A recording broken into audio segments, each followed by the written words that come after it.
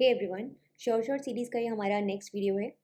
शुरुआत करूंगी मैं क्वेश्चन के साथ में। In the context of protein import in the nucleus which molecule is responsible for releasing the cargo from the importing receptor.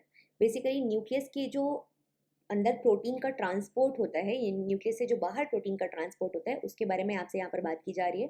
और पूछा जा रहा है कि वो कौन सा मॉलिक्यूल है जो कि कार्गो को इम्पोर्टिंग रिसेप्टर से अलग करवाने के लिए रिस्पॉन्सिबल है।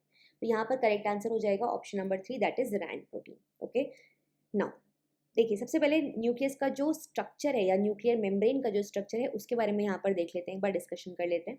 आप यहाँ देख सकते हो कि this is basically the membrane. ठीक है, अंदर यहाँ इंटर मेम्ब्रेनस स्पेस है, आउटर लेयर इनर लेयर।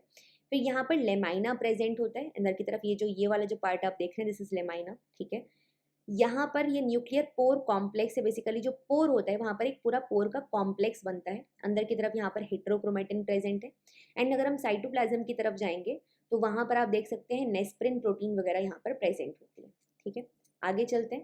जो ये न्यूक्लियर पोर कॉम्प्लेक्स मैंने बताया, इसमें काफ़ी सारे पार्ट्स हैं, जिसमें से कि एक बड़ा इंपॉर्टेंट पार्ट जिससे CSIR क्वेश्चन पूछ चुका है, that is FG repeat, phenyl alanine.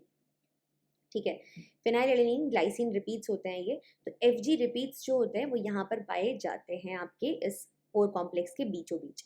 Trans membrane ring present होती है, सेंट्रल स्कैफोल्ड प्रेजेंट होता है, outer nuclear membrane, inner nuclear membrane वगैरह। एंड ये जो पार्ट है इसको हम बोलते हैं न्यूक्लियर बास्केट। ओके, नाउ यहाँ पर आपको जो कैरियोफेरेंस हैं उनको अपने सबस्ट्रेट के साथ में यहाँ पर बताया गया है इम्पोर्ट करवाने में रिस्पॉन्सिबल, एक्सपोर्ट में जो काम आ रहे हैं। ठीक है, KAP alpha beta 1 dimer etcetera etcetera, snurportin है ना, इम्पोर्टिन। अब ये किस किस चीज़ के, मतलब जैसे फॉर एग्जांपल इम्पोर्टिन 7 हो गया तो हिस्टोन 1 राइबोसोमल प्रोटीन्स। सिमिलरली सबके नाम यहाँ पर लिखे हुए हैं। सिमिलरली एक्सपोर्ट में एक्सपोर्टिन आ जाएंगे, TRNA, एक्सपोर्टिन 4, इलोंगेशन फैक्टर 5 है वगैरह। तो इफ इनके CSIR आपसे ये इन्फॉर्मेशन पूछता है तो आप इसको बहुत क्लियरली बता सकते हैं। अब यहाँ पर वही स्ट्रक्चर फिर से एक बार दिखाया गया है आपको, so that just to show you कि यहाँ पर अंदर की तरफ ये लेमाइना प्रेजेंट है। ठीक है, मेक श्योर आप मुझे बताएं एक बार कमेंट सेक्शन में कि जैसे यहाँ पर लिखा हुआ है कि inner nuclear membrane contain several integral proteins, है ना, यहाँ पर अंदर तरफ। जैसे कि LBR का मतलब होता है lamin B receptor, lamin B receptor, जो कि इस लेमाइना के साथ में इंटरैक्ट करता है। ठीक है, और ये जो लेमाइना है ये क्रोमैटिन के साथ भी इंटरैक्ट करते हैं। कमेंट सेक्शन में मुझे बताइएगा कि what type of biomolecule is lamina exactly, या किस तरीके का जो मॉलिक्यूल है सेल के अंदर जो प्रेजेंट होता है वो लेमाइना है, और इकलौता या ऐसा कुछ एक्सेप्शनल केसेस से जुड़ा हुआ है क्या, वो आप मुझे ज़रूर से बताइएगा कमेंट सेक्शन में। ठीक है, बिकॉज इससे भी क्वेश्चन CSIR पूछ चुका है। अब यहाँ पर आपको कंपार्टमेंटलाइजेशन बताया हुआ है रैंड GDP और रैंड GTP का। तो बेसिकली यहाँ पर आपको रैंड GDP की जो लोकेशन है वो आप देख सकते हैं, वो मेनली हमको मिल रही है साइटोसोल की तरफ। और जो रैंड GTP की लोकेशन है वो न्यूक्लियस के अंदर मिल रही है। रैंड GTPase एक्टिविटी जो है, बेसिकली गैप एक्टिविटी जो है, वो आपको GTPase एक्टिविटी को एक्टिवेट करवाने वाली प्रोटीन है। तो जब GTP है ना, वो GDP में कन्वर्ट होगा इस प्रोटीन की एक्टिविटी के कारण। और सिमिलरली GEF जो है, मैं आपको पहले भी समझा चुकी हूँ डिफरेंट डिफरेंट क्वेश्चन की मदद से। जो G प्रोटीन का यहाँ पे फंक्शनिंग होती है वो आपको बताया गया है। आप सब जानते हो G प्रोटीन के पास GTPase एक्टिविटी होती है। ठीक है, तो जब यहाँ पर एक होता है गैप प्रोटीन और एक होता है GEF। गैप प्रोटीन बेसिकली इस एक्टिविटी को प्रमोट करता है, मतलब यहाँ पर GTPase एक्टिविटी प्रमोट होती है और GTP को GDP में कन्वर्ट किया जाता है। और GEF जो है वो एक्सचेंज फैक्टर है, मतलब जब कभी भी G प्रोटीन जो है वो GDP से जुड़ी होगी तो यहाँ पर ये GDP को हटा के उसकी जगह पे GTP को अटैच करवा देगा। कौन? GEF। तो अब G प्रोटीन जो है वो GTP से जुड़ जाएगी। तो जब गैप काम कर रहा है तो GTP GDP में कन्वर्ट हो जा रही है, और जब GEF काम कर रहा है तो GDP GTP में कन्वर्ट हो जा रही है। ठीक है, इसके अलावा Ran GDP is imported into the nucleus, मतलब ये इसका इम्पोर्ट, मतलब ये न्यूक्लियस के अंदर आती है। ठीक है, by its own import receptor, जो कि स्पेसिफिक है for the GDP bound conformation of Ran. Similarly बाहर जब जाएगी तो भी इस तरीके से यहाँ पर प्रोसेस होता है। ठीक है, however it also binds to FG repeats in the NPC channel nucleoporins. तो मैंने जो आपको FG रिपीट के बारे में बताया था, कहीं ना कहीं इस ट्रांसपोर्ट के प्रोसेस में उनका भी बहुत इंपॉर्टेंट रोल होता है। अब कैसे एग्जैक्टली ये प्रोसेस होता है ये समझने की कोशिश करेंगे। तो अब समझते हैं कि ये जो रैंड GDP का हमने साइकिल देखा, ये किस तरीके से मदद कर रहा है इम्पोर्टेंस और एक्सपोर्टिंग प्रोटीन्स की इस कार्गो को अंदर, मतलब न्यूक्लियस के अंदर मूव करवाने और न्यूक्लियस के बाहर ट्रांसपोर्ट करवाने में। सबसे पहले तो यहाँ पर आप देख सकते हो रैन का साइकिल। रैन का साइकिल में आप देख सकते हैं रैन जो गैप प्रोटीन है और रैन GEF जिसको कि RCC1 के नाम से भी जानते हैं, इसको रैन BP हाफ के नाम से भी जान सकते हैं, वेन 1/2 के नाम से भी जान सकते हैं।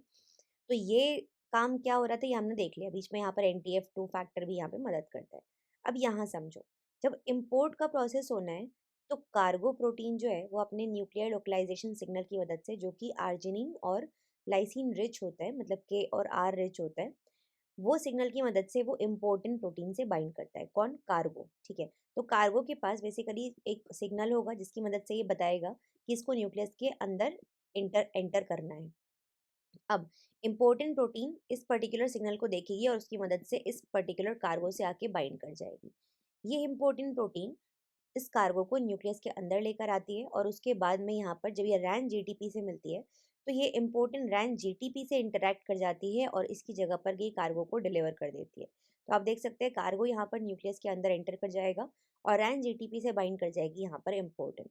वहीं पर जब न्यूक्लियर एक्सपोर्ट का प्रोसेस होता है तो इस जगह पर जो एक्सपोर्टेंट प्रोटीन है वो कार्गो से मतलब कार्गो प्रोटीन जिसके पास न्यूक्लियर एक्सपोर्ट सिग्नल है उससे बाइंड करती है और साथ ही साथ रैन जीटीपी से भी बाइंड करती है। और एक्सपोर्टेंट प्रोटीन इस कार्गो को लेकर जाती है बाहर न्यूक्लियस से, और न्यूक्लियस से बाहर ले जाके मैंने आपको बताया था यहाँ पर गैप प्रेजेंट है, तो गैप की प्रेजेंस में ये जो रैन जीटीपी है ये रैन जीडीपी में कन्वर्ट हो जाता है। देख सकते हो यहाँ पे ये रैन जीडीपी में कन्वर्ट हो गया और कार्गो यहाँ पर डिलीवर हो जाता है। तो इस तरीके से इम्पोर्ट और एक्सपोर्ट का प्रोसेस होता है। अब इसमें 2-3 चीज़ें आपको ज़रूरी हैं जानना जो आपको बहुत ध्यान से सुनना चाहिए। पहली चीज़ कि जो सिग्नल है यहाँ पर जैसे लाइसिन और आर्जिनिन रिच है आपका NLS, वैसे ही NES रिच होगा ल्यूसिन से। दूसरी चीज़ रैन गैप प्रोटीन हमको ज़्यादा मतलब मिलती है हमको साइटोप्लाज्म में। सिमिलरली जो GEF है वो हमको मिलता है कहाँ पर? न्यूक्लियस के अंदर।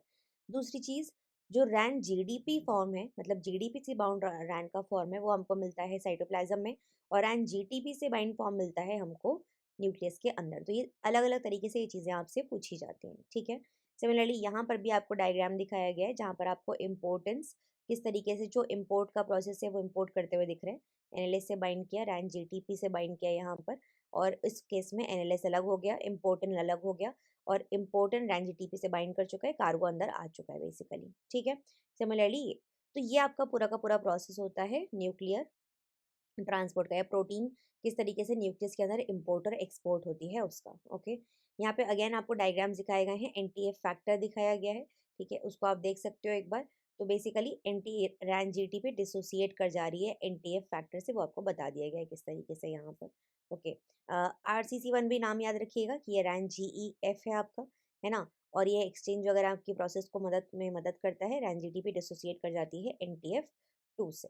Similarly okay, yes, this is all about it. इसके अलावा जो डायग्राम में मैंने आपको बताया था यहाँ पे like phenyl alanine glycine repeats present होते हैं, मतलब FG रिपीट्स, उनका काम होता है इस इम्पोर्ट और एक्सपोर्ट के प्रोसेस को स्मूदन अप करना या इस प्रोसेस में हेल्प करना।